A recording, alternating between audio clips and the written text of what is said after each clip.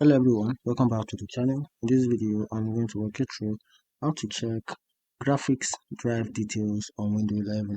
So to do that, you have to right click on your window button, which is the start button.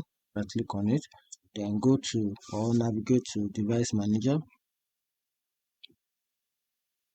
Then once you have it out, then scroll down to display adapter. Just navigate there and expand the panel. So to expand the panel, click on this arrow right in front of the option, which is display adapter. Click on it, then tap on the AMD, which is for my PC. That's the driver for my PC.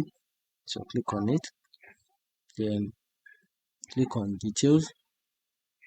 So to do that, just double click on this.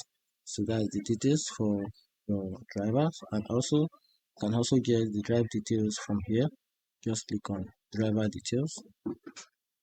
Then this might take a few seconds to generate the fact and information about the installed drives and files that is on your graphics card. So this might take a few minutes, but just wait for like a minute or 2 minutes.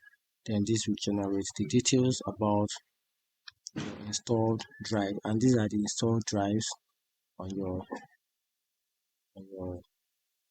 C drive, and that's it. That's a simple way to check the details of the available installed drives on your C drive.